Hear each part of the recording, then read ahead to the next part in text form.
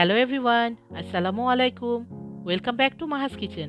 আজ বানাবো butter garlic prawn, যা কুইক, ইজি এবং ফ্লেভারফুল রেসিপি।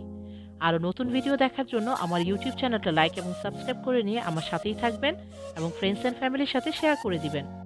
500 গ্রাম বা 20টি লার্জ প্রন বা চিংড়ি মাছ নিয়ে নিয়েছি। প্রনের মাথাগুলো খুলে নিয়েছি। প্রনের ব্যাক সাইডে সিজার দিয়ে কেটে নিয়ে রক বা ভেনটা বের করে নিচ্ছি এবং প্রনের উপরের স্কিনটা খুলে নিচ্ছি। তবে লেজের স্কিনটা রেখে দিচ্ছি ধরার জন্য এবং দেখার সৌন্দর্যের জন্য।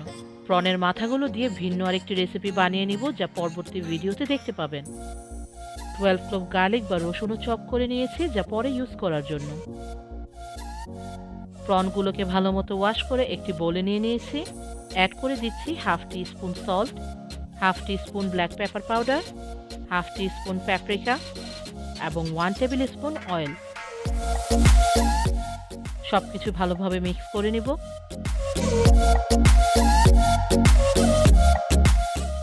একটি প্যানে হাই হিটে অ্যাড করে দিচ্ছি 1.5 টেবিল স্পুন অয়েল এবং 3 টেবিল স্পুন আনসল্টেড বাটার। বাটারটা মেল্ট না হওয়া পর্যন্ত ওয়েট করব।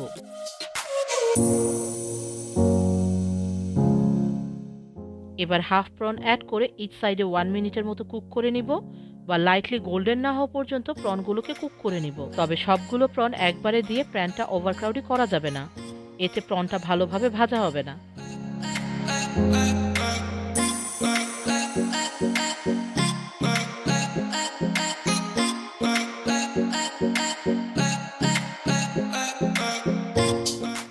প্রনগুলো কুক হয়ে গিয়েছে, এবার নামিয়ে নিচ্ছি।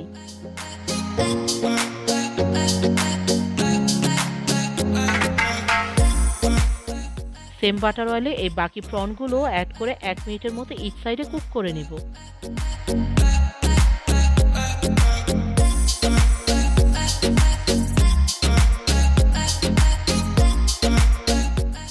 এবার সেম প্যানে অ্যাড করে দিচ্ছি 12 ক্লোভ চপ করে রাখা গার্লিকগুলো। 30 সেকেন্ড টু 1 মিনিটের মতো গার্লিকগুলো হালকা ফ্রাই করে নিব।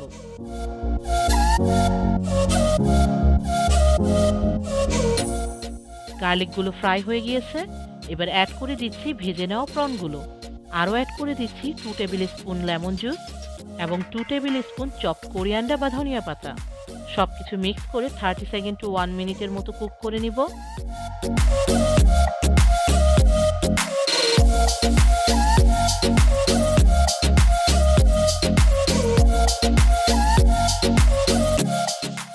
বাটার গার্লিক প্রন রেডি হয়ে গিয়েছে, এবার নামিয়ে নিব। বাটার গার্লিক প্রনটির উপরে কিছু এক্সট্রা চপ কোরিয়ান্ডার দিয়ে দিলাম এবং সাইডে লেমন ওয়েজ এবং কিছু স্লাইস ব্রেড দিয়ে পরিবেশন করে দিলাম। এই garlic প্রনটি bread, Krusty bread, baguette বা স্টিম রাইসের সাথে পরিবেশন করতে পারেন।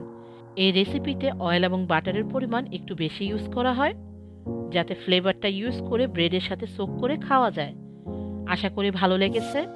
ভালো থাকবেন সবাই। আল্লাহ হাফেজ। Thanks for watching my video. আশা করি আপনাদের ভালো লেগেছে। যদি ভালো লেগে থাকে লাইক করুন এবং সাবস্ক্রাইব করে আমার সাথেই থাকুন।